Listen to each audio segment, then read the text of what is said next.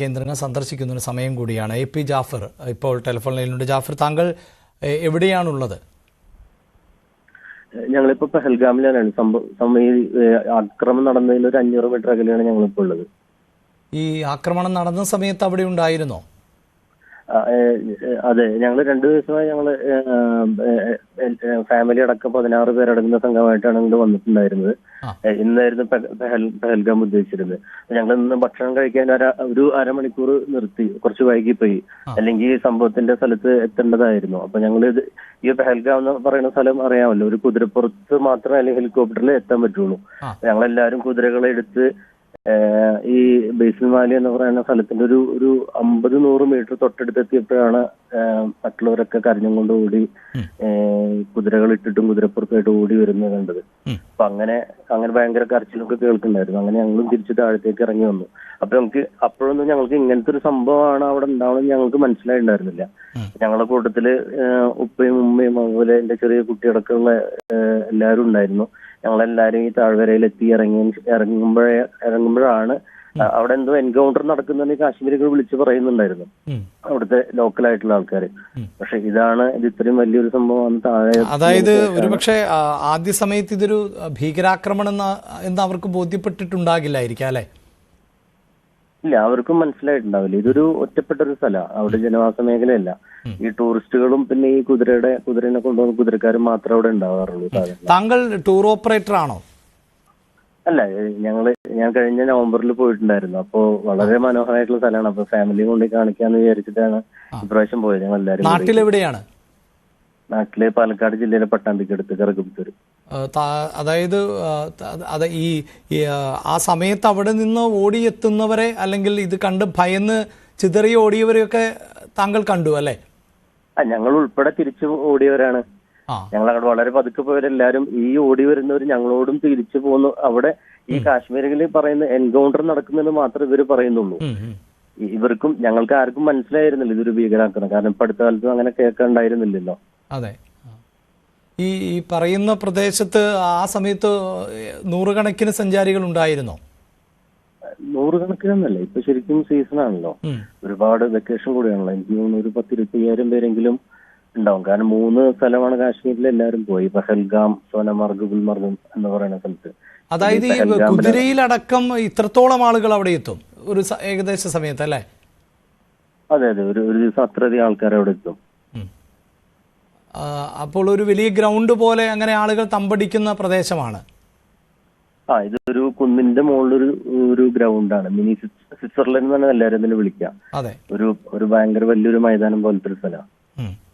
അവിടേക്കാണ് എല്ലാരും പോവാ, മുകളിലേക്ക് കയറി പോവാ. അവിടെയാണ് ഈ പറഞ്ഞ സംഭവം. ഞങ്ങൾ ഈ ഇത്ര ഡീറ്റെയിൽ ആയിട്ടൊക്കെ അറിഞ്ഞത് ഞങ്ങൾ ഈ വാർത്താ മാധ്യമത്തിൽ നിന്നാണ്.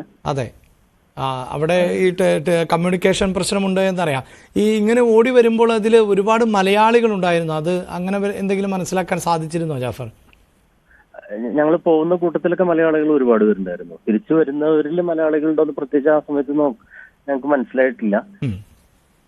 അവിടെ ആരും തിരിച്ചു വന്ന് ഇറങ്ങിയപ്പോഴും ഇതുപോലത്തെ പെട്ടെന്ന് തന്നെ പട്ടാളവും ഇവരെല്ലാം വന്നിട്ട് നമ്മളെല്ലാം അവിടെ നിന്ന് വാക്കേറ്റ് ചെയ്യുന്ന പോലെ ഉണ്ടായിരുന്നു. ആരും അവിടെ നിന്ന് ഇതിനെപ്പറ്റി കൂടുതൽ അന്വേഷിക്കാൻ പറ്റിയിട്ടുണ്ടായിരുന്നില്ല, പറ്റുന്ന അവസ്ഥയിലല്ല. അതായത് സൈന്യമടക്കം വളരെ പെട്ടെന്ന് എത്തി അവിടുന്ന് ആളുകളെ ഒഴിപ്പിച്ചു.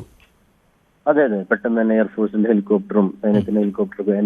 എന്റെ ബ്രദറും എന്റെ കൂടെ ഉണ്ടായിരുന്നു. അയാള് ഇന്ത്യൻ എയർഫോഴ്സിലൊക്കെ ജോലി ചെയ്യുന്നത്. അവരും അവധി എടുത്ത് ഞങ്ങളുടെ കൂട്ടത്തിലുണ്ടായിരുന്നു.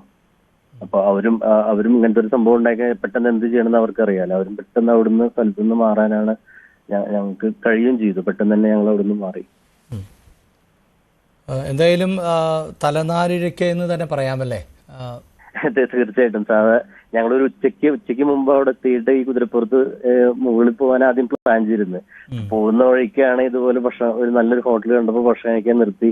അതില്ലായിരുന്നില്ലെങ്കിൽ ചിലപ്പോൾ ഈ മൈതാനത്തായിരിക്കും നമ്മൾ ഉണ്ടായിട്ടുണ്ടാവുക. ഒരു 10-20 മിനിറ്റ് വൈകിയത് കാരണം. തീർച്ചയായും.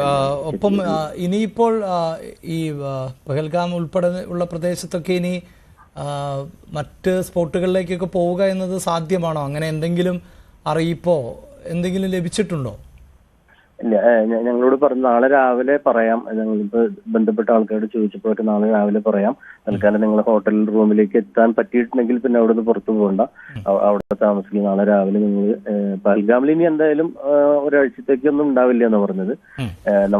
എനിക്കും നാളെ വൈകുന്നേരം തിരിച്ചു പോരണം. നാളെ എങ്ങനെയെങ്കിലും ശ്രീനഗർ എത്തിക്കഴിഞ്ഞാൽ പിന്നെ വൈകുന്നേരത്തെ ഫ്ലൈറ്റിൽ തിരിച്ചു പോരാന്ന് വിചാരിക്കും. നിങ്ങൾ എല്ലാവരും നാളെ തിരിച്ചു പോരാൻ പ്ലാൻ ചെയ്തവർ തന്നെയാണോ? അല്ലേ, ഞാനും ഞങ്ങൾ രണ്ടുപേരും മാത്രം നാളെ തിരിച്ചു വരാൻ വിചാരിച്ചിട്ടുണ്ടായിരുന്നുള്ളൂ. ബാക്കിയുള്ളവരൂടെ തിരിച്ച് ബാക്കി കുറച്ച് സ്ഥലം കൂടി കാണാൻ വിചാരിച്ചിട്ടുണ്ടായിരുന്നു. അപ്പൊ അവരും എന്തായാലും നാളെ തന്നെ ഫ്ലൈറ്റ് കിട്ടുകയാണെങ്കിൽ നാളെ തന്നെ തിരിച്ചു വരും. സംഘം ആകെ നിരാശയിലായിരിക്കും അല്ലേ? എല്ലാരും ശരിക്കും പേടിച്ചു. കുട്ടികളൊക്കെ ഉണ്ട്. 3 വയസ്സായ കുട്ടി മുതൽ 25 വയസ്സായ ഒരു ഉപ്പ വരെ ഉണ്ട് കൂട്ടത്തില്. ഈ നിങ്ങൾ ഏതാണ്ട് അതിന് അടുത്ത് വരെ എത്തിയിരുന്നോ? ഭക്ഷണം കഴിച്ച് പുറപ്പെട്ടിരുന്നോ അവിടേക്ക്? ഞങ്ങൾ വഴിക്കുന്ന ഭക്ഷണം കഴിച്ചിട്ട് ഈ കുതിരേനെ എടുക്കണം. ഞങ്ങൾ 10-12 കുതിരയെ എടുക്കാനുള്ള സമയം കുറച്ച് വൈകി. അപ്പോഴാണ് ഞങ്ങൾ പകുതി ദൂരം എത്തി. ഒരു കുന്ന് കയറിയിട്ട് മുകളിലെത്തണം. അപ്പൊ പകുതി എത്തുമ്പോഴാണ് 200-300 മീറ്റർ ആണോ? അത്രയാണോ ഡിസ്റ്റൻസ് ഉള്ളത്? അതെയോ അതിൽ കൂടുതലുണ്ടോ? അല്ല, അതിൽ കൂടുതലുണ്ടാവും. കുന്ന് കയറി എത്താൻ അതിൽ കൂടുതലുണ്ടാവും. ഏകദേശം ഒരു മണിക്കൂറോളം കുതിരപ്പുറത്ത് പോയാലേ അവിടെ എത്തുള്ളൂ. ഓക്കെ. കുറച്ച് ദുർഘടം പിടിച്ച സ്മൂത്ത് ആയിട്ടുള്ള സ്ഥലം. അത്ര എളുപ്പത്തിൽ അത് തന്നെയാണ് ഇതിന്റെ അട്രാക്ഷനും. ആ ഒരു അഡ്വഞ്ചർ പോണി റൈഡ് എന്നാ പറയാ. ആ അഡ്വഞ്ചറാണ് ഇതിന്റെ അട്രാക്ഷൻ. അതിനു വേണ്ടിയിട്ടാണ് ആൾക്കാർ പോണത്. ഇതിനു മുമ്പ് താങ്കൾ അവിടെ പോയിട്ടുണ്ട് അല്ലേ? ഈ കഴിഞ്ഞ നവംബറിൽ ഞാനും സുഹൃത്തുക്കളായിട്ട് പോയിട്ടുണ്ടായിരുന്നു. അപ്പോഴാണ് അത്രയും ബ്യൂട്ടിഫുൾ ആയിട്ടുള്ള ഒരു പ്രദേശമാണ്. അപ്പൊ ഞാൻ വീട്ടുകാരെ